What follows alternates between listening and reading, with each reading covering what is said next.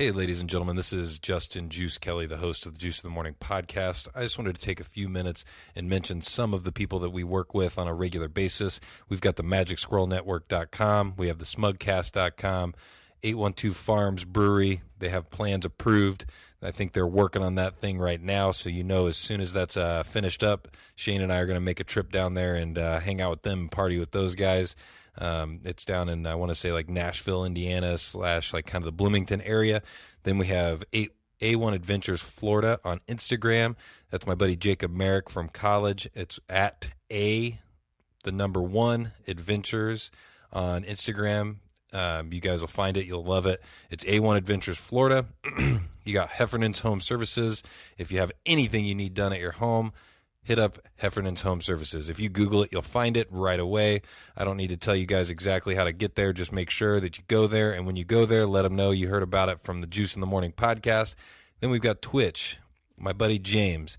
He and I got to go out this weekend and have a good time. And, we got to talk a lot about kind of these dreams that we have of things that we're pursuing. And you can find him at liftgame.tv on Twitch, and he's really big into Fortnite right now. And if you haven't heard of Fortnite, I don't know what rock you've been living under, but check him out because he wins games. He's got a very positive community, and he also kind of teaches you how to be better at the game. And the other kind of people that we've talked to, I met with a couple of guys from a group on Facebook here in Indianapolis. They're called The Outsiders. I have a T-shirt of theirs. I kind of traded some merch with them, and I just wanted to give them a shout out because we're trying to build that Indianapolis brand, and we want to get bigger here in Indianapolis. So once again, all those guys, check them out. If you can't find it, Google it. If you can't find it still after Googling it, I don't know, you need to get something right with your mind.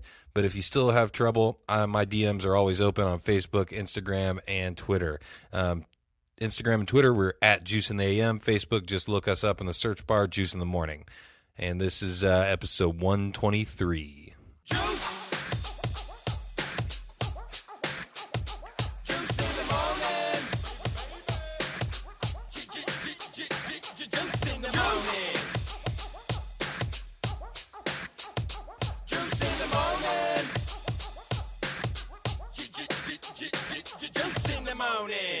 Welcome back to another episode of Juice in the Morning. Man, I'm just going to tell you straight off the bat, going out and drinking affects me for like an entire weekend now. Yeah. I just can't get over it.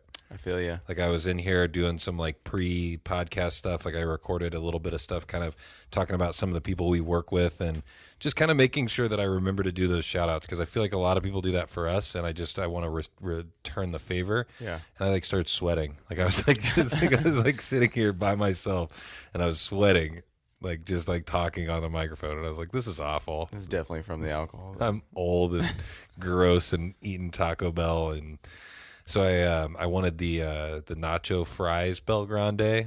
Oh yeah, Jen screwed me over on her way home and got just a regular nachos Bel Grande. I was very, very disappointed in her. Sometimes I ask Nicole to get me things, and she one time she brought me Starbucks and then didn't bring a straw. I was like, "This is the whole." So and I got kind of drink the big cup, and it's like spilling. Yeah. And the best part to me, the best part about having a straw with Starbucks is so your teeth don't get stained from coffee and all gritty.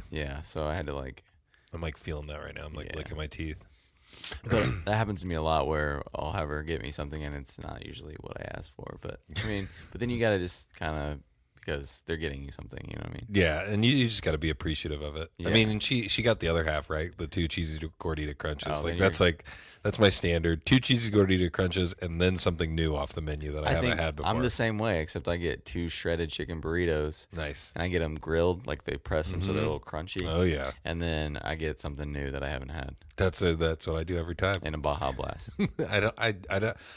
Pink lemonade is kind of my go-to if I get a drink, but I don't really get a drink very often. Oh, wow. The drink's one of my favorite parts because you can enjoy that on the way home. That's true. And Baja Blast used to be a lot more cooler because now you can buy it actually on the shelves, I think, in places. But I really used to only go to Taco Bell a lot of times to get a Baja Blast. I would crave a Baja Blast. My biggest thing is I always have my shaker cup of water in my car, so I just always just refuse to buy a drink because I'm like, I already have a drink, so I don't need it. I don't need another drink, except for my White Monsters. I have to get those. I wish we could get sponsored by them so bad. Like if they just were like somehow, some way could sponsor the Juice in the Morning podcast. They'll sponsor you because I don't necessarily like those and things. I could get like I don't know, what do they call it? A pallet of those. Like if somebody just dropped a pallet off in my garage, I'd move my motorcycle outside if I could have a pallet of Monster. I'm trying to lay off the energy drinks, honestly. I saw a thing the other day, and it probably wasn't even true. And it probably wasn't even really a picture of what I thought it was. It was just on a Facebook thing. And it was like a kidney split open, and it showed all the kidney stones from drinking. I don't know how they I guess this person specifically drank a bunch of they have to drinks. drink a lot. And it was like, it looked like teeth. Like people's teeth inside this kidney. Well, my uncle got on like a really big tea kick back in the day, and apparently tea causes like kidney stones really bad. And he said he actually like went into this like tank, and they shot like sonar waves through like and broke it up. Yeah. And he said it's still one of the most painful experiences he's ever had, though, trying to pass those through the pee hole. No thanks. Actually, I read another thing the other day. No thanks. I read a thing the other day that said beer actually works, like makes you not get kidney stones. Oh, nice. Well, that's probably why I've never had one. Same here. No, we got to have a guys' night, which I think was awesome. Jen was out of town for that bachelorette party. I have an update for the male stripper. So we talked about it last weekend, and I was like very surprised that they were getting just a single male stripper. They weren't going to like a strip club or something like that. So basically, from what I was told by Jen, the male stripper got there and did not have his own music, which I feel like is like number one on the list of what you're doing. Like what you should be bringing with you to the table is, you got to bring the hits, like whatever you can dance well at. That's what you should be bringing with you. And how expensive is a little Bluetooth speaker to bring with you? I just kind of had a thought that like what in like all the movies you see, they bring a boombox. Yeah. And we're past that kind of like, I wonder if they do bring like a little. I guarantee it's a little like Beats pill or something like that. Yeah. That would be. Could also be used as something else probably. Yeah, that works out. 2 for 1. 2 for 1. And then you could turn it on while it's like, oh boy. I bet that works really well too. I don't know. But yeah, so didn't have his music, and Jen said it was a pretty awkward situation because he kind of hung out past his time of hanging out too. Oh wow. Because he was like kind of like that person at the party that you don't want there anymore, and they're just like still hanging out. Yeah, so he's the only dude there with a penis, and he's just like, "Hey, what's up? So what are we doing now?"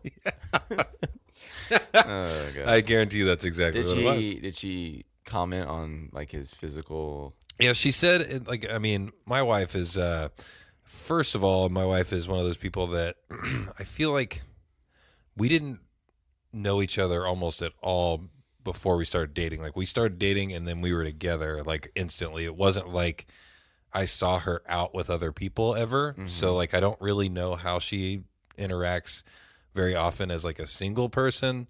But she's always seems to be very like when we go out, she doesn't like to go out and just talk to strangers. So like, first of all, she already has like an aversion to new people. Like she doesn't really like to talk to new people very often. Wow, you guys could not be more different in that sense. We're completely opposite with that. Yeah. But on the other hand, I also wonder if she was like trying to think of my feelings when she's like, yeah, he wasn't even attractive. Like, because that's the first thing she texted me. I'll read the text real quick because it was hilarious. Because I asked her, I was like, so how's the stripper? Like, she said the stripper's supposed to be here any time now or something like that. Let me see. I'm getting there. So this was the first thing I said. Definitely tell me stories. Are you guys going to Snapchat the stripper? And she said, no, we're not going to Snapchat that, which is obviously a smart choice. And then she said, he's not attractive. He can't dance. Not Danny DeVito, but not much better. So Danny DeVito, damn. Because do you remember Danny DeVito on the Friends episode where it's the cop? Yeah. He came in as the stripper. And I'll never forget that. Friends is great for so many references. Yes, and he was like down on his luck or something like that. I think he was like trying to retire as a stripper or being forced into retirement or something, whatever. But it was great. But yeah, so I think that's interesting. It kind of went according to her story, it kind of went exactly like I thought it was going to go. Yeah. Like I didn't think it was going to go. Kind of a predictable situation to an extent. I think it's a little like, there's right. only so many things. It's either going to be like really, really well, and this guy's like really like ripped and like you see it, or it's going to be like the complete opposite. I don't think there's really any middle ground. But then Jen even did say today, she was like, yeah, he wasn't attractive at all. And then she was like, I mean, I guess he had like abs and stuff, but like that's just. And I was like, so like, what's the cutoff? And like, it's funny to me because, I always talk to friends and family, and like when we're, talking about going out, people tell me I'm a somewhat attractive man, and I want to know what my wife thinks of that, like what she thinks. Like, does she truly think that I'm like really attractive, or is she just saying that just to be nice? Like, I want to live in her head just for that 2 minutes to kind of understand what she thinks about me. Well, Nicole does this thing all the time where I'm like, why don't you ever really say like, you look good or anything like that? She's just, because you hear it all the time. I'm like, no, I really don't. Like, I was like, I don't know who you think, because she has a couple friends that'll be like, Shane, like this being nice or whatever. And I think she thinks that people tell me that all the time or something like that. But I'm just like, and not to sound like a total sap over here, but it's like I only really want to hear it from her. Right. I don't give a shit or whatever. But Well, and it's I came to a realization over this weekend too, but before I get to that, and the weird thing that I can't seem to get is when I talk to Jen, like I've done the whole like looking at past stuff like on Facebook just to see who she's dated and who she's been with. Yeah. But Jen like holds very strong to, she didn't really date anybody in college. Anytime that she started to get close to somebody, they would like kind of like they would do something shitty, and like she would just stop dating them or stop seeing them. Yeah. And it was very short lived usually. And but like I don't, and so when I ask her like, so who did you date? Like, and she's like, I didn't really have a boyfriend. Like you were like the first kind of like real boyfriend I had, because she had like a couple in high school that she was really close to and had really good like long relationships with, and then she said for like the whole like college part, it wasn't a relationship. So like I always wonder what her type is, because am I the like? But when I look at her past pictures of people she's dated or been at least seen or gone out with, they don't look anything like me. So like maybe I'm not her type though. I don't know. I would assume yes, because she wouldn't just stay with me forever, or plan on staying with me forever if I wasn't. Well, it's kind of the same thing with me and Nicole. Like girls I've dated in the past, she's the first blonde girl that I've ever dated, which is kind of strange, I think. And then also, she just doesn't look like anyone I've ever dated. She like the blue eyes, blonde hair. Like I don't think I've always dated like dark hair. Yeah, dark hair, dark eyes type thing. And then I don't know, but I'm obviously, digging this one, as opposed to other ones. So and what I wanted to get at, which I'm not trying to be sappy either, but what I wanted to get at too was, before going out with guys night, like, and Jen knows this, and Jen goes out with her friends for a bachelorette party, and we both kind of talked about like, hey, did you like kind of talk to any other groups of like, the opposite sex, like guys or girls or whatever? And Jen knows we're going to go out and we're going to talk to girls, but like, she knows she has trust, I think, finally in me, that it's not like going to be a problem to do that. Yeah. I feel the same with her. Mm-hmm. And what I realized was like before going out and talking to like, the single friends of mine, like I was like, we're always excited. Like, hey, we're going to go like talk to girls. We're going to hang out. We're going to have fun. We're going to be like the center of attention. And I found myself for the first time, like not really caring about talking to like the attractive girls, or like trying to talk to a group of younger girls. I found myself extremely intrigued by an old grandma that was like a dirty old grandma and like cracking me up. Like that was way more entertaining to me. Make sure you say dirty old grandma, meaning her like sense of humor. Yeah. She wasn't like didn't bathe. Yeah. She wasn't like homeless. No, she's a very nice lady that had like just a dirty sense of humor. Yeah. And she just like, that was extremely entertaining to me. And I like spent more time having fun with that than I did talking to anybody else. And I remember that one lady, like the mom, she kept introducing everyone. Yeah. But I heard her do it like, even after I came, like there was like 5 or 6 people that came, and each time someone would come to the table, she would tell who everybody was. Yeah. I work with her, and this is Mary Jo or whatever. I don't even remember what he was saying. Well, and that's what's terrible is like, it shows that I don't pay attention at all to any of these things because I couldn't tell you a name of any of them. Oh, I don't know any of their names. I remember the guy, like the dad, he was like didn't talk, and he would just sit over there and laugh, like, like just over there. Yeah, and then did you notice that the girl that it was her 30th birthday, her significant other, I don't think he spoke English. Yeah, he was like a small I think he was like Middle Eastern. Yeah, I was gonna say he's either Mexican or Middle Eastern, but he was kind of he just kind of smiled and laughed. Yeah, and then we talked to the mom, the grandma, and then the two whatever I thought they were sisters, but they weren't sisters. Yeah, they're like cousins. Yeah, but that was a weird situation too. It was, and they kept just telling everyone to pull up a seat, and it was interesting, strange. But it was a good time, and we went to the bad axe throwing. I wanted to talk about that. Mm-hmm. Your team beat my team. Mm-hmm. I honestly want to say it was one player. Sorry, Harrison, I'm calling you out. No, I actually want to take responsibility for the game that we played, where you had to, there was a game where you kind of like kept throwing if you kept scoring. Yeah.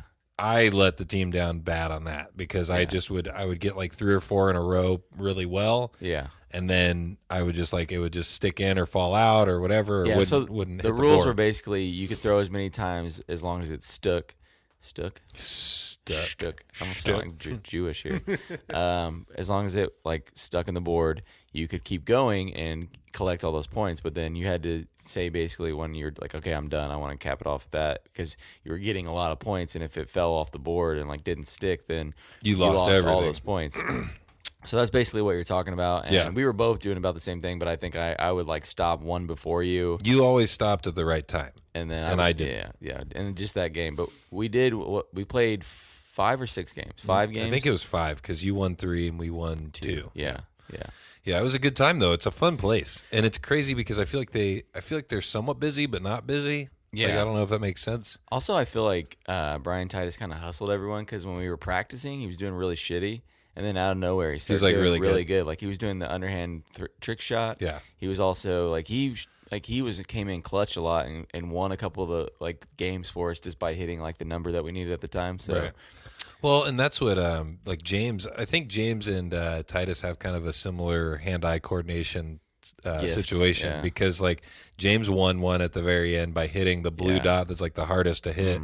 Mm-hmm. Just by I didn't see anybody do it when they tried to. Yeah. And he did. Yeah. So, but yeah, I think that's definitely something I suggest people listening to go try. Yeah, it was a lot of fun. Shout out to Cooper. Yep. At Bad Axe Throwing. I'm glad you remembered his name. Yeah, he was cool, and he was very informative and helped a lot of people who weren't doing as well, and also provided a lot of really cool games like the one we were talking about, and even let us throw like the axes like 2 at a time, like, and try to do some crazy trick shots. So I didn't even know you could throw an axe underhand and have it stick. Yeah. Like have it like upside down and throw it and then stick, and I was like kind of shocked by that. That's like my favorite one is the underhand throw. Yeah, I didn't. I'm gonna be honest. I didn't get that to stick one time. Not once. I tried it. I did. Were you using the bigger ones? Yeah. He kept telling me and the thing is he kept giving me tips, and that was throwing me off with the underhand throw because I was holding like the way I was holding the one that I was throwing is how I was doing really well with it the last time I went. Yeah. And he kept telling me to like put my hand down further on the grip, and I'm like, I want to listen to you, and I don't want to be a dick, but I also don't want to say like, hey, I'm just gonna go ahead and do what I know works. I think the only reason I did as well as I did, I'm not saying I did like amazing or anything, but I did decent, and that is because I kept using the big one. Yeah. And I knew that I was good with that, and I think I only threw the small one like once or twice. Inconsistency, it's just like cornhole in a lot of games like that. I just knew what worked for me and just kept wailing away at that and trying to get points or whatever. But yeah, I mean, we did. It was fun. Yeah, and I didn't know we could have beer there. Yeah, and that was kind of crazy. Well, you had gone before, right? Yeah, but no one had. Nobody brought anything. Nobody had anything. It was just me and Nicole, and then we played against like another couple and another 2 guys that were just randomly in town doing that. Yeah, and it was just like. No, it was like not. It didn't feel like a drink. Like I didn't think you could drink because you were throwing axes. Exactly. Well, they don't let you have hard liquor. Yeah, for sure. They don't let you have like vodka and stuff. Opened a small refrigerator that had a bunch of Miller Lite in it. I was like, oh wow. Yeah. So, we brought a case. James was the one who provided the case for everybody. Nice. I got him some money here and there. I threw him $5. So it was good. Yeah, so we talked about the family. I also want to kind of ask you, what do you feel about or how do you feel about my haircut? Is it something that you think is completely terrible? No, I think it looks pretty normal. I don't know. I think a lot of people. Okay, so this is something I like it better than the faux hawk thing, right? And that might just be because I remember you saying at one point you got one bad cut. Yeah, while you had that, and it looked like a faux hawk, and you had some time where you had to like grow it back, and yeah. so it had, that happens. Mm-hmm. And but with you, I feel like the haircut you have now is like 7 out of 10 males in the world have this haircut. So I'm really confused. Well, what I think is funny is in high school, the bald to like a 2 or a 3 on top fade, if you got it from somebody that was like supposedly really good at it, that was kind of like the cool thing to do, to get your haircut by somebody who was really good at doing that haircut. Mm-hmm. And it's something that I've done for what I didn't realize is how often I've done this in the past. I usually do it during the summertime. Yeah. And it's funny because I was like, I always every year I go into getting my hair cut like that, and I'm like, man, I haven't done this in a while. I'm just going to do it. But then I was seeing on my Facebook memories, it's like every year. Like, how do I forget that I do this at this time every year? And I always, when I come up on it, it's just kind of like that thing that we've talked about with the spoon and like cleaning the spoon off. Like I never remember to do it the right way. Yeah. And I never remember that I always cut my hair short around the summertime. Yeah. It's weird. It's more out of convenience than anything. Summertime, we like to go out more than we do during the wintertime. So waking up the next day and like getting ready, I don't have to worry about my hair being messed up. Yeah. Coming from somebody with a comb over or whatever you want to call my haircut, it's kind of the hard part. Yeah, it's hard to deal with sometimes. Like you wake up and you're like, I really don't feel like doing it. But then I usually just put a hat on. Like I have a hat on right now. And I also know that I don't feel like I look right in hats. I think I look weird in hats. I think it's because we've talked about this, and I think it's because I don't ever wear them, so I feel like I look weird in it. Well, it's crazy because just this past year, I didn't really wear hats either. But ever since I grew my hair out, I started wearing hats, and then when I cut my hair, I'm like, okay, I'm not gonna wear hats anymore. Mm-hmm. Here I am wearing a hat. I, for whatever reason, am partial to hats now. And some people like them. I mean, you got a lot of people wear fucking hats. Like AP and BJ called me out, but I've never seen them without a flat bill on. Yeah, I don't think I've even seen AP's head. I'm thinking back. I don't know if I have either. I've seen BJ's gray hair. The same, yeah. Because I've seen BJ at work, so BJ didn't have a hat on or anything. Yeah, I've seen his gray hair and the haircut he's got going on, which I thought he might be bald, but then he took his head off when I first met him. He's got a nice little silver fox thing going on. Yeah, like Anderson Cooper. They're both super gay, and no, I'm just kidding. No, but like I said, yeah, I think he doesn't like the gray thing, but I kind of like it, and I'm looking forward to when my hair turns gray. So, I don't know, shout out to people with gray hair because it looks most of the time it looks pretty cool, especially on younger people for whatever reason. My uncle started going gray. I think he told me he started going gray when he was 16 or 17 years old, and by the time he was his mid 20s to early 30s, his hair was stark white, like the guy from Mad Men. I don't know if you remember that guy. Yeah. But I always thought I always looked up to him as because he's kind of my male idol. Yeah. And I always looked up to him dude, I really wish my hair would just turn white like that. Well, it's one of those things where you automatically think that person is more wise because they have that colored hair. I've always thought my Uncle Kevin was the coolest, smartest, best person in the world. Yeah. And I still do kind of to it. It's kind of funny because even AP's bit emoji has a Cubs flat bill hat on. I never even realized that. Yeah, I was just looking through my things the other day and I saw it. Now I want to see his head.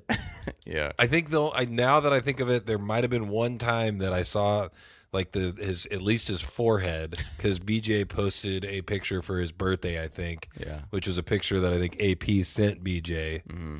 And he was laying in bed and he's smiling or something like that. I think that's the only time I've seen it. Yeah. Yeah, the haircut, man, I do my thing. I go to Matt's Barbershop because Matt's Barbershop in Greenwood is one of the best barbershops I've ever been to. Mm-hmm. they actually schedule appointments now. That used to be their biggest complaint from everybody was they didn't do appointments. It was walk-in only. Yeah. They actually have an online scheduler now so that I think if you pay like a couple bucks extra, you can get like an actual scheduled appointment. But it's funny because like regulars that have been going there for years will be sitting in the chairs and somebody will come in that's like a younger person like around my age who's scheduled an appointment and they get shitty and they're like, oh man, that must be nice using that scheduling system. And like yeah, you should try it. And the owner Matt's always like, yeah, bub, you should get on there and sign up and get your appointment put in. All the best barbershops that I've ever been to are always like cash only. Oh yeah, that's what they are. No card. 123 barbershop back in the day for like 5 years. That's off of like East Street. Over on the south side, over kind of close to, I don't know, there's a Kroger, Steak and Shake and stuff over there. I don't know, but that's where I went for the longest time. And then you go in there and it's completely like all Puerto Rican, like, I don't know. I'm pretty sure it's Puerto Rican people because the music is like crazy, like salsa type music. Yeah, it's like mariachi band. But also I didn't everyone was like, dude, where do you get your haircut? Because it was that good. And then another place I go to now is called Vinny's Barbershop, and that's on Main Street in Beach Grove, and they're both the same way, like real small, but everyone in there knows how to like pretty much kill a haircut. Well, and what I like too that I never realized that I was going to be this into it until I actually went to a barbershop is I like when people are like just bullshitting with you and talking to you, like and all of them are, and like, you know, they have some really funny political views sometimes, but that's just because everybody has wild views on the world right now. Yeah, the guy that cuts my hair sometimes, he doesn't really talk, and then he breathes really hard, and he's always like, I'm like, dude, are you like? I want to make sure you're all right. Like, I definitely know that kind of worries me. After a weekend out, like I had this past weekend, I know I breathe harder. Like I know I do because I'm like sitting here like talking on the microphone and I can hear myself inhale. I'm like, this guy either has like severe COPD or he goes out every single weekend and goes super hard right before he cuts my hair. It's one or two. So really quick, we don't have the TV up because we didn't do the live for Facebook this week. I wanted to see, you saw the video that I posted though of the McDonald's fight, right? Oh my god! Of the chick that threw the milkshake at the giant of a woman. I would not fight her. She could beat my ass. I guarantee it, dude. I love somebody put like big girls got hands or something like that. I gotta find it because some of the comments were the best because I kind of stole this comment from another post that I found it, but I kind of tailored it to my own liking. But basically, the story we're talking about is a woman I think was upset about something at her McDonald's experience. No, never heard of this, such a situation. And launched her milkshake at the, I think the cashier / manager, because she was wearing like a different uniform. Yeah. I mean, she might have been wearing the different uniform because she was so huge, and that's what like they had to like get her to wear. She could have been like a linebacker, dude. She was a monster of a woman. But this isn't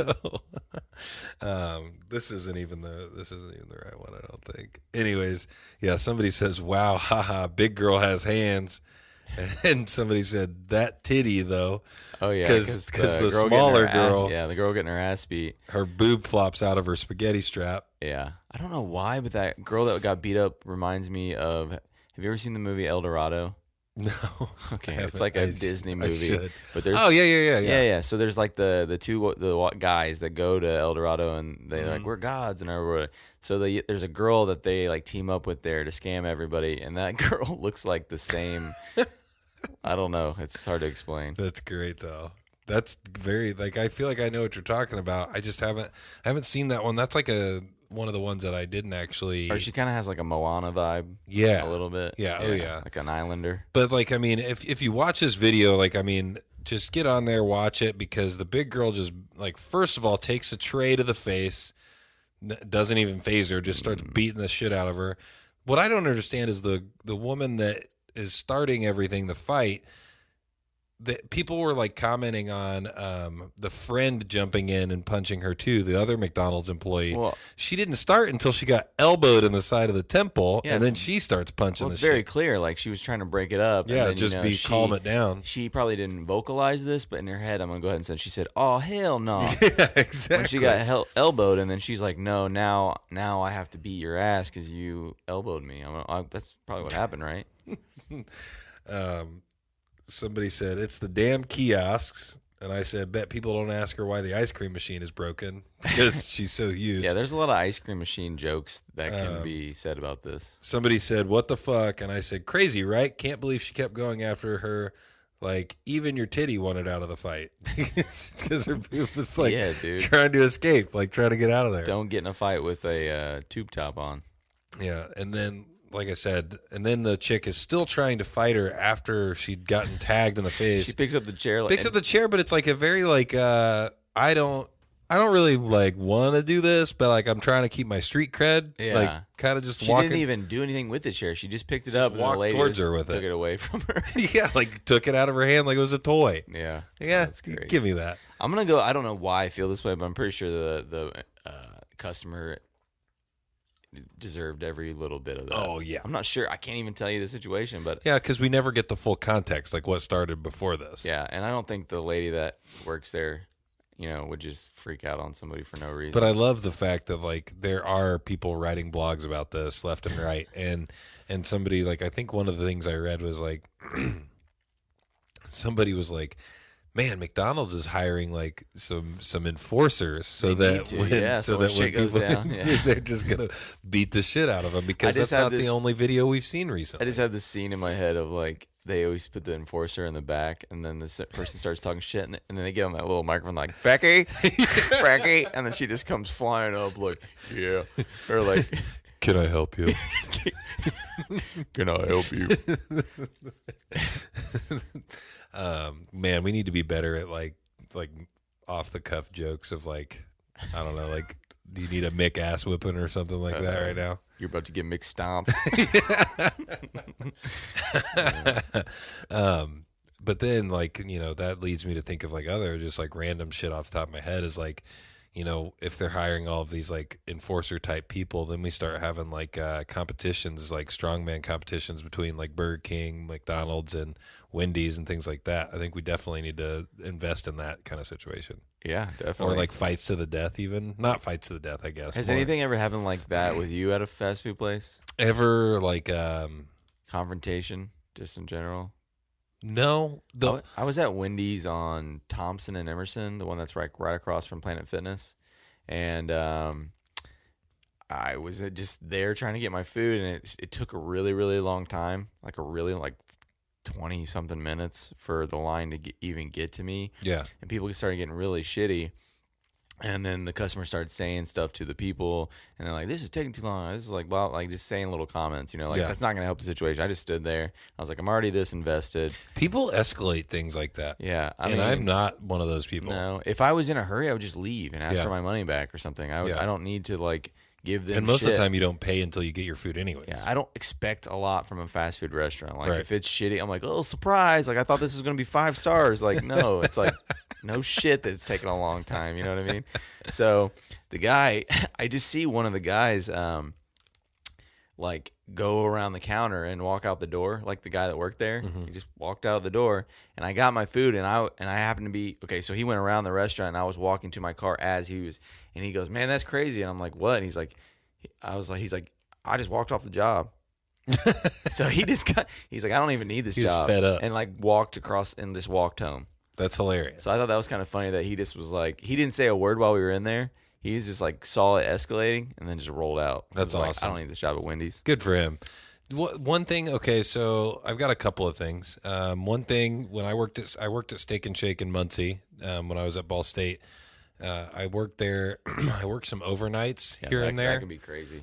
I worked some overnights here and there, and there would be times that there would be no manager there. So it's just a bunch of people my age, like 20, 21, 19, that kind of thing, and no manager to tell you really what to do. So the only person in charge, sometimes we would just be like, all right, we're just going to close the doors and lock them. Yeah. and just put a sign on there that says we're cleaning the floors, and we would just sit outside and smoke cigarettes and hang out, and people would pull up, and we'd say, yeah, we're closed for a little bit. They're they're buffing the floors. And like people would get pissed, and we'd just be sitting out there hanging out. I feel like that happens to me a lot because sometimes I'll go get food late at night, and they always have some kind of excuse. Like I'll pull up to the thing and sit there for 5 Yeah, seconds. I guarantee you it happens. And they're just like, yeah, we're counting the money. That was one of them the other day. I tried to get Taco Bell breakfast. Yeah. Because that's the bomb. I don't know if you've had it. No, if you're out there and you have I've had it. Crunchwrap Supreme. Yeah, one of the best things. Or AM Crunchwrap, sorry. Yeah, AM Crunchwrap. And the lady was like, we're counting the money. Aren't they kind of smaller, though, and that kind of annoys me? Because I feel like the regular Crunchwrap Supremes are, like, gigantic, and then the breakfast ones are But they're only like, like 2 something. yeah, they're cheaper, so there's, like, less ingredients. But, so she said that, and I didn't say anything back. I just drove away. But it kind of made me mad because I was like, I know you're counting money. Yeah. Was there like $40 in the cash register? Like, come on.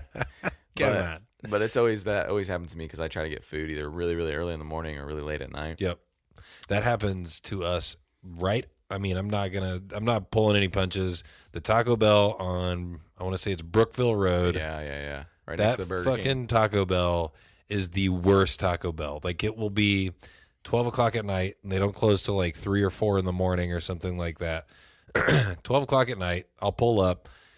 Hey, I need like a cheesy gordita crunch and, a couple of, taco supremes. Oh, we don't have cheese. Yeah. We don't have beef. They did tell me one We don't time have they didn't chicken. have something. So what do you have? Yeah. Because you guys have basically everything I've ordered told me you don't have it. Go Baja Blast. You fucking douchebags. I hate them. They do it to me. But again, on a regular never basis. expect a lot from It's fast true. food. It's just true. like It's true. They don't give a shit. And all I can do is just bitch on a podcast. I guess I could fill out one of their little survey tickets, but I never actually stay long enough to get a fucking receipt to fill out a survey because they're fucking telling me to go home because all their food is out. Being the germaphobe I am, sometimes I wonder if like late at night that they're just not using gloves at all. Because speaking of that, brothers had the foot thing to open the door. Oh, yeah. So that you don't have to touch the handle.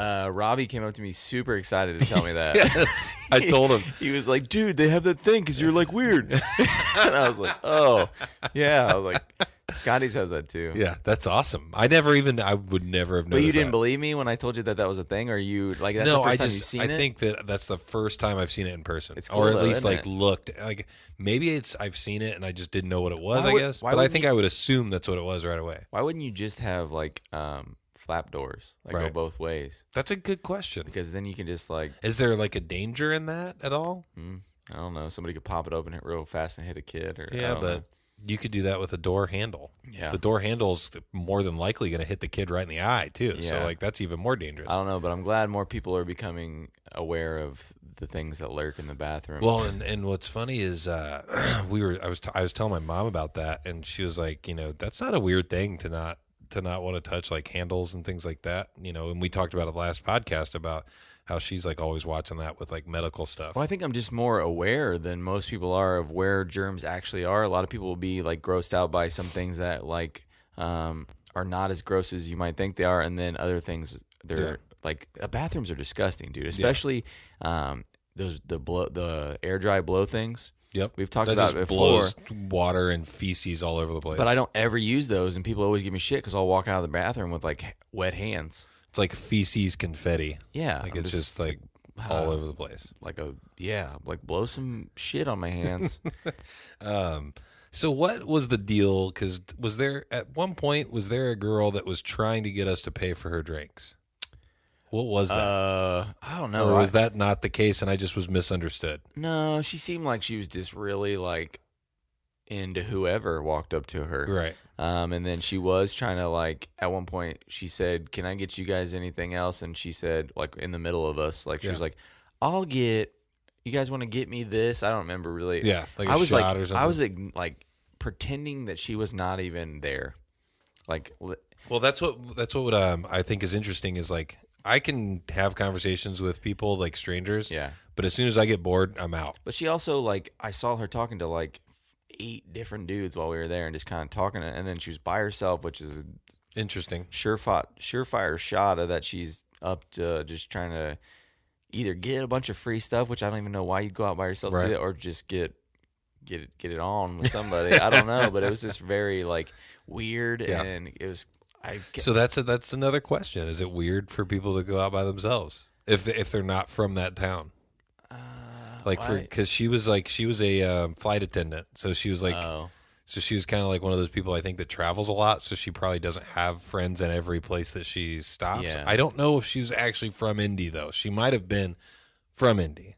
I don't know, man. That's still kind of strange to me. I mean, whatever you're into, I don't know how Right. old she was. I don't know if like she's still in that party, Right. But like she went, like was just there by herself, like obviously trying to look very pretty or whatever, like all dolled up or whatever, and then just kind of like talking to I didn't see her talking to any girls. Right. Exactly. So it's like if she's just trying to hang out, then why wasn't she talking about it? She just kept kind of And that's finding herself surrounded by day and dudes. age.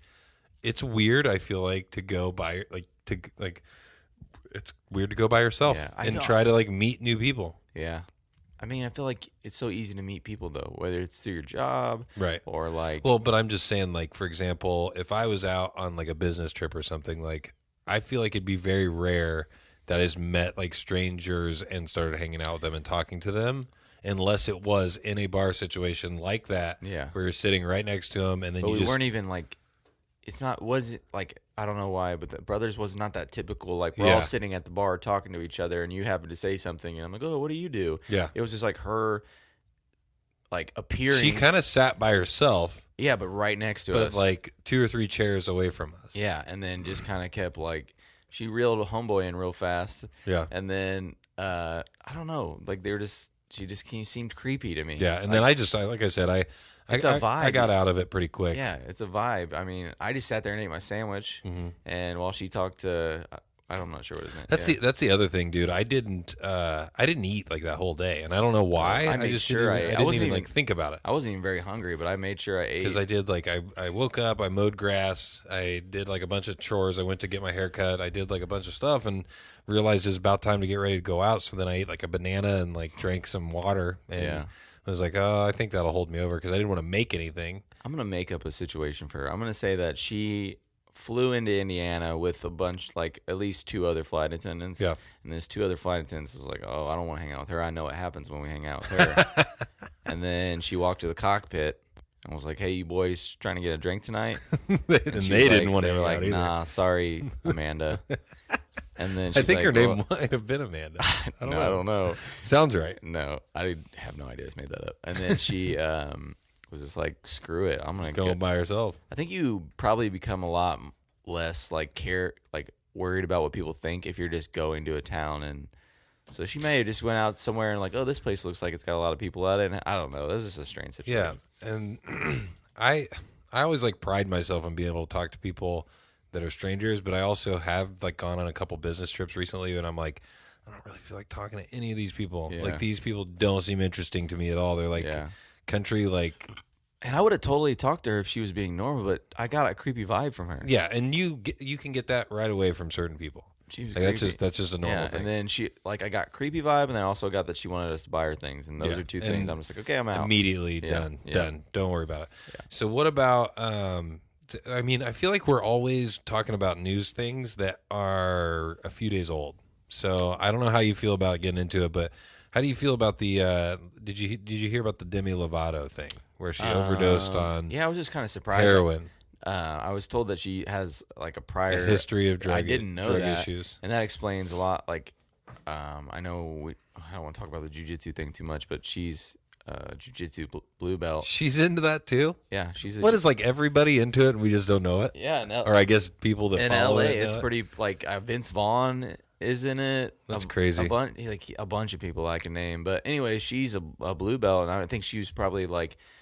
I feel like a lot of people do that, kind of similar to Chris Heffernan's story. Is like they need something to get into as opposed to doing those kind of things. Mm-hmm.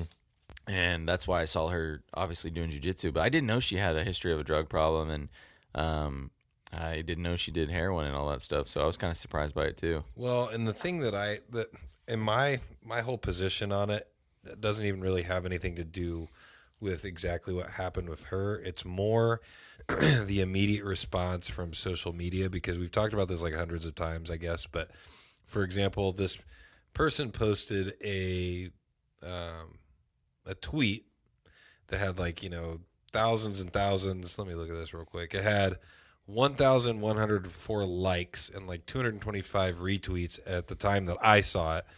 And it says, "Don't get me wrong, I'm not throwing any shade about Demi's recent relapse, but it's crazy to me how many people are being empathetic and sympathetic to her in the public eye, yet people demean and berate the addicts struggling in our actual everyday lives."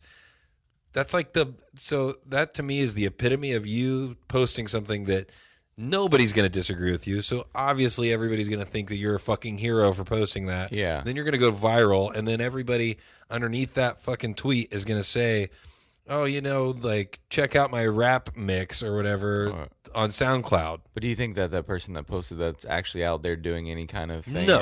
Or just They're looking for those 1,000 likes, retweets, all that Well, stuff. I could go to any popular post and just post some real vague neutral shit and be like, Yeah. like my thing, like. Yeah. And you're just saying exactly like what everybody else is thinking. Yeah. And also on the same, No one out there's like, fuck people in our town that do heroin. Exactly. I mean, maybe there is a few, but there is. The big argument with this is what I found is people want to, addiction isn't a disease. And then there's people that don't agree with that.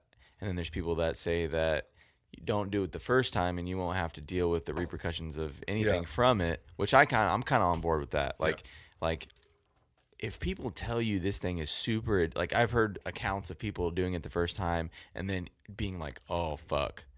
Now I'm screwed because I know how much I just like that and I'm going to do whatever I can to get that now." Mm-hmm. So what's crazy to me is like, I guess peer pressure or something but no, nothing could ever make me like do heroin, like try it, because I've heard so many bad, especially in a day where that kind of stuff's coming out on Facebook and stuff, and you're hearing all these horrible stories, and you have people up just north of us with an epidemic of all kinds of craziness going on with stuff related to heroin and disease and all this stuff. That just puts the cap on me not wanting to do any kind of heroin ever. And I feel like we live in a day and age where just don't try it and you won't have to fuck with any of this stuff. Well, I think the scariest thing with it is it's getting more. It's gotten in the last probably 5 to 10 years a lot more accessible. It used to be like it was always like you just talked about shooting it up, but now people have figured out that they can probably smoke it to ingest it. They can snort it to ingest it. True, is I've heard a lot of people become heroin addicts because they were trying to get another drug that's less obtainable and then couldn't get that and then ended up doing heroin because they were addicted to that other drug and thought that would opioids, the pain medications. Yeah, so I can understand that, but like my thing is just like, I mean, it can be a slippery slope. Like my mom had surgery and she was taking a bunch of pills, and while she was taking those, I was worried that she was going to get addicted to them because there was a bunch of pain pills for her because she had like spine infused, she had her fucking spine infused. Yeah. But she like crazy enough, like I worried so hard about it because like I was like, man, she's taking like a lot. They're telling her to take a lot. Didn't affect her at all, weaned herself off of them just fine. And I'm sure people have that in them and certain people don't. But like, I could see how someone could get hurt, start taking prescription drugs, get addicted to them, not be able to get them anymore, and then fall into wanting them so bad that you might try heroin. But still, man, like I feel like it's been so easy for me. And I don't want to take that away from anyone else. It could have been harder for them, but it's been easy for me just to not do like hard drugs in general. Like I've smoked, done some stuff, other stuff, but like it's just I've never got into like hard drugs or anything like that. So and it's just it's an interesting world that we live in because I don't know how accessible all that stuff is to people that are in that age group. That because like for example, I'm 31 years old now. I'm probably not gonna like pick up heroin. I'm probably not gonna pick up that stuff like the stuff that is a little bit harder. And also I was talking to my mom about this weekend. Like, everybody wants to celebrate marijuana, all of the positive effects it has and things like that. My mom and I were talking about this though, whereas, the like cryotherapy and, chiropractors and things like that, where a lot of the people that are proponents of things, when somebody goes out of their way to say that it cures a lot of things or it like helps everything, my mom being a nurse, she was like, being a nurse, going through school, if I ever learned about something like that, 9 times out of 10 we found out that it wasn't as good as what we thought it was. For example, she was telling me that St. John's wort was something that people used to take a lot for. I got to look it up. I can't remember what it was for. But anyways, St. John's wort was something that people were taking a lot of because they were like, oh, we need to take this because of whatever we want to improve. I want to say it might be memory, but hold on one second. Yeah. It seems like there's a lot more science behind stuff that comes out now. But I feel like anybody that does cryotherapy or has a chiropractor, they do that stuff along with a whole bunch of other stuff. Yeah. You know, like living a healthy lifestyle is not about one thing, I don't think. And like I go to the chiropractor, so I'm super healthy. Like that doesn't sound legit in my mind because doing any one thing is not going to make you healthy. It has to be a mixture of a bunch of healthy things. That's it. Okay, so St. John's wort was something that people took for depression. And then in 2002 is when like some stuff started coming out and like controversy over the efficacy of it to the point where it wasn't really that effective. Like it wasn't anything that was, and it was actually kind of harmful for you. And that's where like, I feel like since they haven't been able to study the cannabis and stuff, and I'm not against it. Like do whatever you want to do, study it, figure out the benefits of it. The CBD oil, I'm all in on that stuff if it does help you. But from my experience, and this is like I said, I think everything affects people differently. From my experience, when I smoke weed in my past, when I'm the next day, I have a hangover that is not like a alcohol hangover, but I like feel cloudy in my head where I can't actually think straight. The CBD oil is different than smoking weed. I know. I'm just saying, but people are celebrating weed as the same effects for people. But it does have like it stops people from. Like THC stops people from having seizures. Yes, I understand. Like those kind of things are like crazy. And I mean, obviously, not any one thing. There's so many different outlets out there, and like not any one thing is going to be perfect for you. And right. It's going to be different for everybody. And I'm just trying to say that I've not seen personally the positive effects of anything like that. Yeah, but have you ever taken CBD oil? No, and that's what I'm saying. Like I'm very small sample size. I'm just saying that because it can be used as like people will lose their minds on you if you say that like anything against weed at all. Yeah, I mean, there's definitely got. And I think that's dumb to lose your mind about something that they haven't experienced the same experience that I've had. Yeah, like I said, the first thing I said is like it's not. Any one thing is not for everybody. Right. Like that's why when I say a lot, I like when a lot of people will explain how much they like something, but then I think Joe Rogan does this a lot. He will say like, you know, this works for me. Yeah. That doesn't necessarily mean it's going to work for you. Mm-hmm. Like this is just the response that I've had to it. And do I think CBD oil works for everyone? No. Do I think it is powerful and very helpful with a lot of things for certain people? Yeah. So it's just one of those things. And like that's the thing. Like you just have to try it, and if it works for you, good. If it doesn't, and it's not a cure-all. It's not one of those things you're going to take and it's going to make you like, why isn't this working? Why am I not, ripped now? Or like, why am I not feeling is way better than I was? Like you have to live a healthy lifestyle and take into consideration that it's going to be a whole bunch of small things that you do and healthy life choices that make you feel good, not just. Now I take CBD oil and now I should feel 100% better. Yeah, exactly. So, I mean, I think going to the chiropractor, as big as bullshit as I've made it sound before, can probably be helpful for some people. Yeah. Going to that cryotherapy thing is probably helpful for inflammation and things like that. And then doing, it's just all these things put together probably do make you feel pretty good. Yeah. But when you're putting CBD oil, rubbing it on your back, but then going out and eating 17 hamburgers, like, you're going to feel like shit. It's not going to do anything. And I'm definitely not like, I'm one to talk. I'm hypocritical in the sense of like, I eat shitty all the time, but I don't expect to feel amazing. Right. But when I do eat healthy and I do go on runs and do things like that, I do feel good. And obviously it's because I'm putting into play a bunch of small things that are making me feel good as opposed to relying on one thing. Yeah.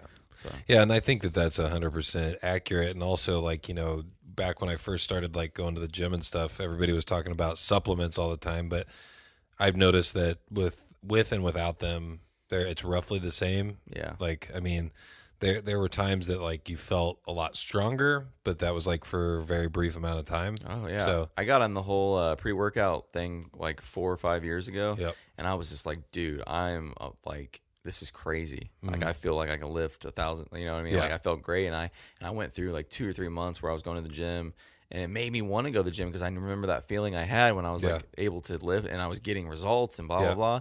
And then eventually it became where I couldn't take enough to get any kind of feeling from it. Yeah. So I got to a point where I was taking like 2 scoops and I'm like, this is not worth it. Like this is probably hard as fuck on my heart. Yeah. And I'm not going to continually take more. Like I'm going to end up having to take the whole damn bottle to drink feel like anything. half a jug of it. So I stopped doing that, and then I basically only use pre-workout if I really don't feel like going to the gym. Yeah.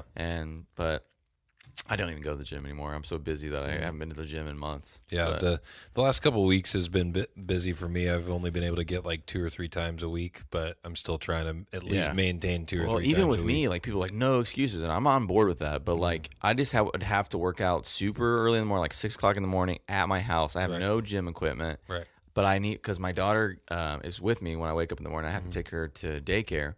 So I have to do something at home. Then I work until 5 o'clock, and then I'll be going, then I work at Scotty's and then I'll be in school until late. So there's like literally, unless I just burn the candle at both ends. I would say you have an excuse. Yeah. But I think as soon as I get to a point where I'm not in that crazy schedule anymore, I'm obviously going to get back to doing that kind of stuff.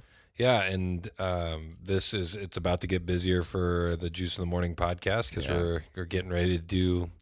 I'm going to be doing 2 shows a week. One during the middle of the week with Paul Lungard for Pauly's Sleepers. It's going to be fantasy football advice. So Pauly's going to be providing season-long fantasy advice. Jackson Mears is going to be providing daily fantasy advice. I'm going to put $100 of my own money into DraftKings, and we're going to see where we end up at the end of the year. I'm hoping to make some money. I think we're going to. A lot of the guys that work with them all ended in the positive by a lot last year. So hopefully we can keep that momentum going. So I'm going to be part of a fantasy football team, right? You will be, you're going to be like part of our team, like the Juice in the Morning team, because we're having a listener league as well. So like to make sure. So I'm not really going to make any decisions or anything. I'm not going to have my own team. I mean, you can have your own team. We just got to we got to talk about that. Yeah, I want to do. 2 years ago, I did because I thought to increase the amount of listeners we would have like you and me like own a team together. Okay. To where you still had the login information, you could like make trades and stuff if you needed to. I'm just gonna make you really mad and like get on there and trade our best player. We'll be all right. I'm just kidding. But yeah, and then we're going to draw out of a hat the people that are going to join the listener league. We got like way more responses than I thought. There was like.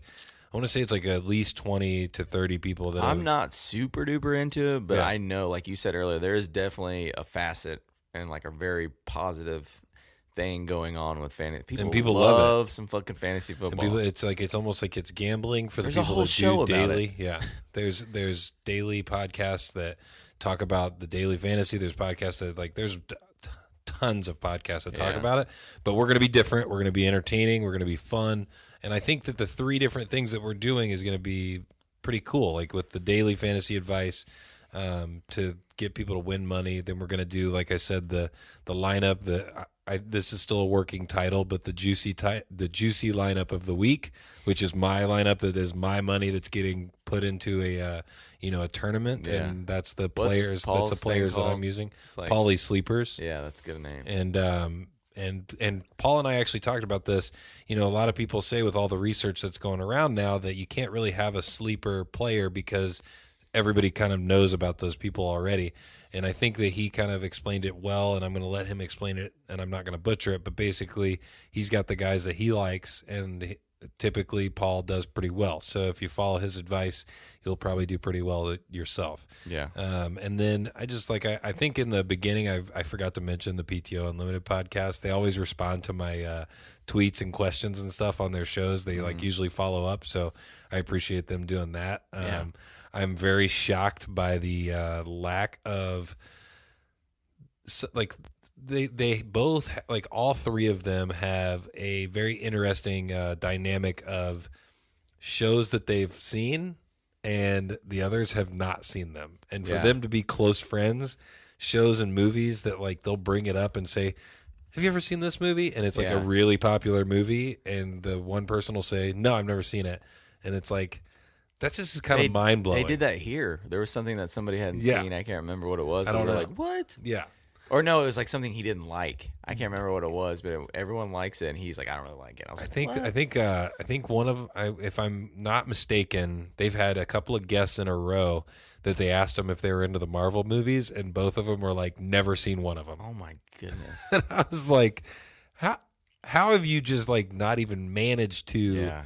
come across one of them on accident? Or like somebody else was watching them. Redbox on a Friday night, like, oh, Black Panther. Let's check it out. Like, or somebody was like watching it and you like walked in and like sat down and watched it with you them. have to actively be trying not to watch those. Yeah. I'm pretty sure. Because there's 20 of them, isn't there? There's 20. I don't know. Because it's There's a over like, shit I think ton. it's over a decade of time. There's already like 4 like or 10 5 years. Captain Americas. And It's crazy. Yeah.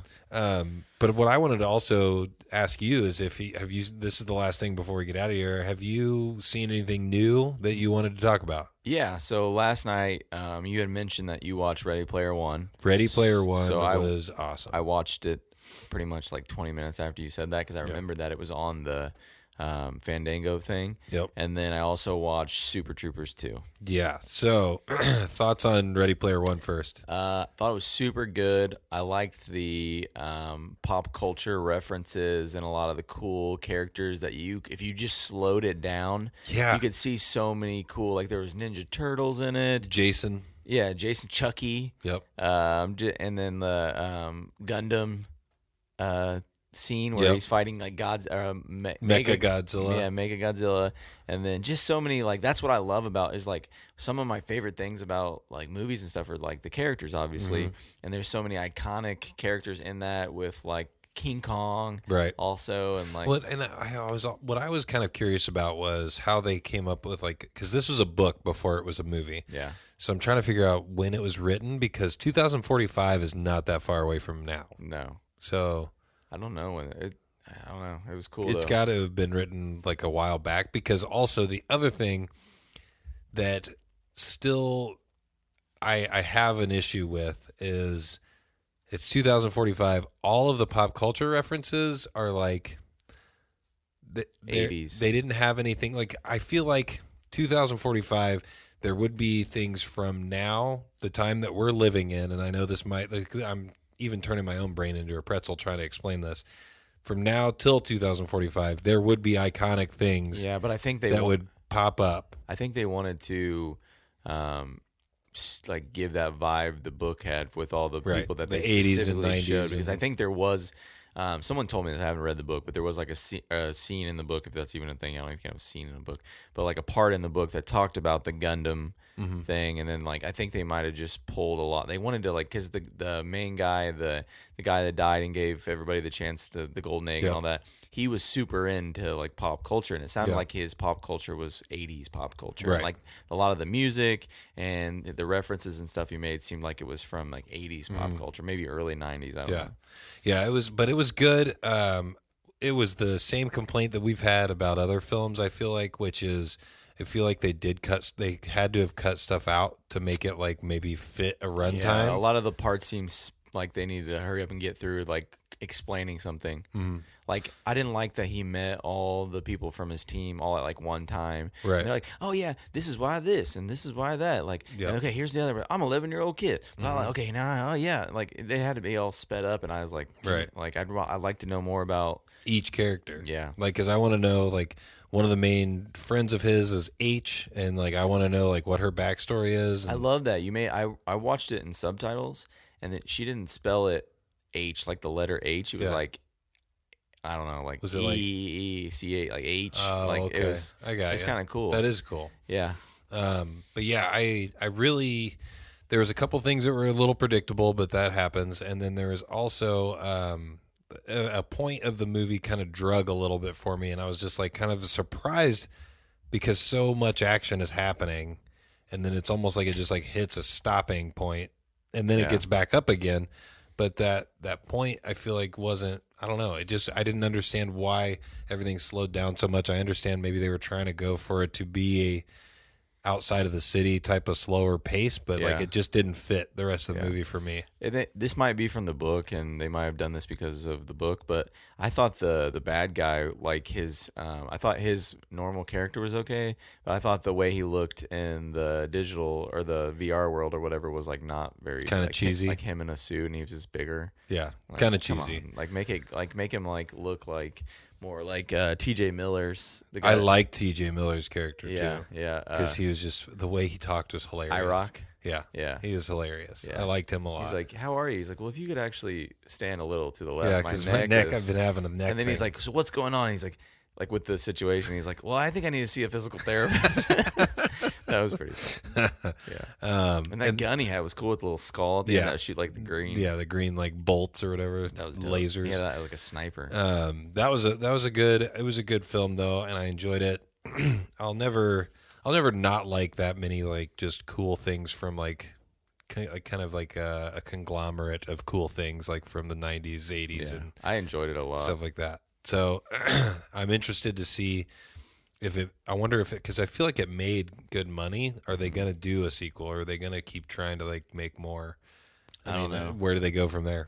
Yeah, I'd like to see a movie like it, but with, I don't know. I just loved how they did the whole thing with all like, I love the Back to the Future car. Yeah, I just loved every like little thing you could find that You could really- probably watch it like another 20 times and look for stuff. Like I've caught a couple when like all the They're walking out of the like when you- entrance. No, like when you hear the war, like when he's like calling everyone to come to the and then you hear like the loud yelling, and then you see them come over the hill. You like across the front of the line, you could see like a bunch of cool characters that like I know from video games and other shit. And like the did you see the Terminator reference when Iron Man gets thrown into the lava right before he goes under the lava? The he puts his thumbs up. Yeah. That's from Terminator, and I was like, yes, I get it. Like I love getting little things like that. Just really briefly, Super Troopers 2 was like, it sucked. I mean, I liked it because it was I liked the first one a lot. Was there still funny moments? There was funny, but they were like, a lot of it was a stretch, and a lot of it was like super duper fucking silly. Yeah. Like I thought, like the first 5 minutes of it was fucking weird. Do you think they do that a lot with comedies like that because they're going into it and they're like, we have to crank this energy up to like 10 times what we did on the last one. Well, they also tried to pull a lot of the same jokes from the first one, like the Team Ramrod thing. Like they brought that up. They brought the meow thing up. Like they brought everything from the first movie up, and I'm like, okay, now have some new shit. Right. And then all the new stuff that they try to do was just silly. Yeah. Like I just didn't care for it really. And Right. like there's this one scene where like, I don't know if I want to explain this, but there's a girl that Rabbit likes, and they're like on this, like they get chained to this saw thing together, and the saw's coming at him, and then he's like, the bad guy goes, oh yeah, one more thing, and then the girl gets up from the saw thing and like unchains herself, like her chains weren't actually on, and she's like, I'm a bad person, but it was like, why the fuck would she be on that chain thing laying there and doing all that just to be, and then come to find out at the end she's like not even a bad person, she's like an undercover cop. I know I just kind of gave away a lot. It was just a little bit. It was a little convoluted, huh? It just didn't seem like. And then there was like a lot of shooting, and no one actually hit each other, and it was goofy. Yeah. But I still enjoyed it because it has all those characters from the first one, and there was a few funny things that they did. Good moments. Yeah. So the last one that I saw, I don't see how it's got to be getting corrupted a little bit, because I saw Mission Impossible Fallout, loved it. Like I'm a huge fan of it, but I'm also objective enough to realize like, how is this? Because they're advertising all over TV that it has a 97% Rotten Tomatoes rating. Oh wow! And I'm like, I don't see how it's possible that it has 97% Rotten Tomatoes rating, because I wasn't really surprised by anything. Everything kind of just flowed the way it was supposed to. It was very like fast paced. A lot of action. The thing that I'm trying to figure out, do critics give a bump to Tom Cruise because while you're watching the film, he is doing all of the stunts? Like, does that give I don't know. I think, can you critique a film and say that you liked it more because you saw the fact, like, in your head that he's doing all of those? it's a very specific thing that they would have to pick out. But I also feel like I don't want to say wrong, because it's obviously opinionated. It's their opinion of what it's. And then Deadman said that one time that they critique it differently than what normal people would. It's based on other things, Right. But they sometimes they rate stuff, and I just don't believe them because a lot of times I've seen movies that I thought were super good, and they gave them like a 40% or something. Going back to my conspiracy theory brain, like I'm thinking The movie's paying them off. Yeah, to give them a good rating. who's gonna stop Rotten Tomatoes from taking some money and saying like, we're gonna put in some good critic reviews here to bump this number up. Yeah, that sounds like a thing that could actually happen. Like I'm pretty sure that they're probably right. Probably is happening. Yeah, but anyways, it's one of those things like where, we just got 2 more listener league entries. Oh, nice. People wanting to be in it.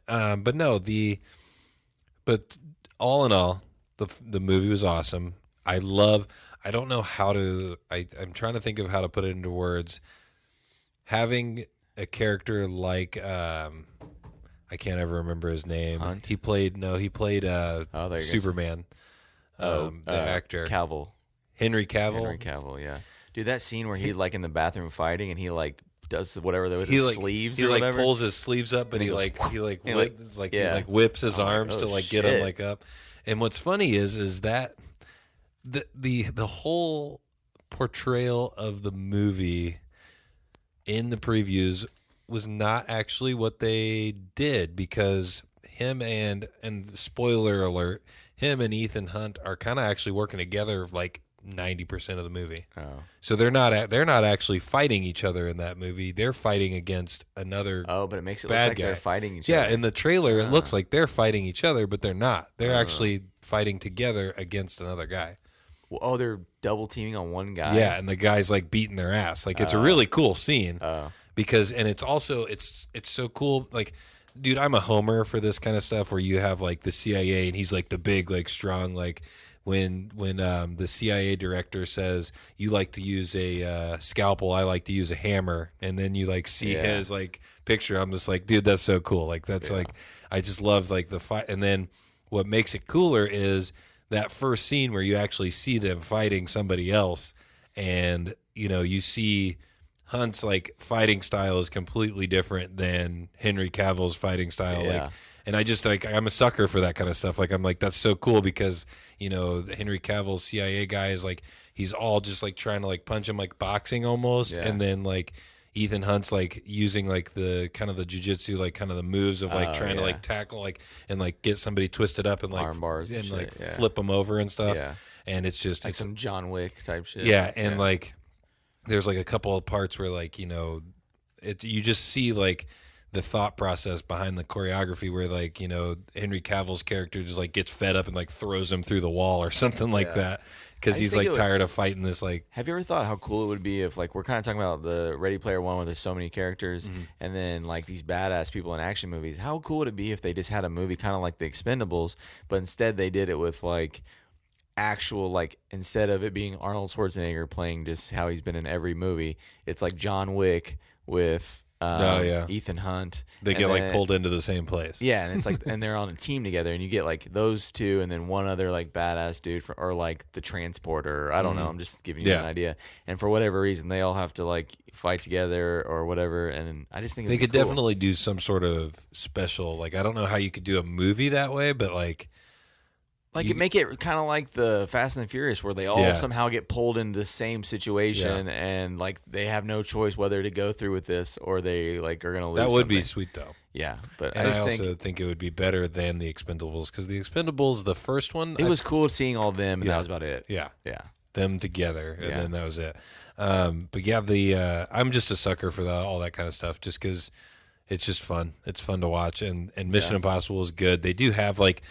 They have some like, twist moments, but like, I don't know. It wasn't like, it didn't surprise you completely like some of the other stuff that I've seen before. The fact that he's still doing all that shit kind of like surprised me. Well, like I said, like I thought it was amazing that he jumped out of like into the like outer atmosphere plane, like 30,000 feet or something like that. Actually did that. He actually learned how to fly a helicopter and was taught how to do like a roll, and helicopters aren't supposed to do rolls, but like, Tom Cruise became like one of like 20 people in the world that can like perform the maneuver. Oh my God. And he like he learned how to do that maneuver. I'm pretty sure. I'll Google that just to verify it. But If that's true. That's awesome. like he learned how to do like the rollover, and it's like a death roll or something like that. And but yeah, the movie in general is good. I enjoyed it. I mean, I wouldn't give it 97%. I'd probably give it like an 80% because it's very solid. Like, but there's predictable stuff. So, yeah, and then I watched some like really bad Netflix original today. It was it's got Michael Pena in it. So like the Hispanic guy from Ant-Man, where he like is like one of the main characters, and he's in a lot of other stuff, End of Watch and things like that. It was just not very good. It was just not good. I think it was called like either Extinction or it wasn't Annihilation. I think I saw that on something like that. New, it's one of the new just released, and I'll it was just stay away from that. It just wasn't. I mean, if you like alien sci-fi type stuff, you probably might enjoy it. Like I would definitely say like I wouldn't just say don't watch it, but I just like it ended up being way different than what it was sold as, I guess, if that makes sense. Yeah. But I know. That's all I got, man. Let's wrap it up. All right. Poly Sleepers, Juice in the Morning, starting next week. We're going to record Tuesday, release Wednesday. Every week after that's going to be Wednesday, release Thursday. Got the 100th episode coming up with a Smugcast. They actually asked me to just me, which I'm surprised by. They just want me to just host, and then we've got some surprises in store for it. Well, you're a good host. It's not even like it's going to be a different show than I think they've done before. Cool. So, and it actually might be very similar to the one that I did with them and deleted it by accident. Oh, well. So I think it's going to be a good one. Rebuttal. And then, the guys that traded some merch with us, the Outsiders, I'm looking to see what we're going to do with them. Don't know yet. Yeah. They're awesome. They're here in Indianapolis. We'll figure it out. We'll get them on the show. They sound cool. We got some other people coming. Thanks for the free shirt. Yeah, and I gave them some of ours. Cool. So good trade. I'm hoping that they trade them out there, show them, and promote us a little bit. Don't forget the Heffernan's Home Services promo code JUICE so that we can start making a little money here, and so Heffernan can keep going, keep growing. I don't have anything else. No. Hopefully you guys enjoyed the podcast, and as always, hopefully the juice was worth the squeeze. Boom. Nailed it. Juice!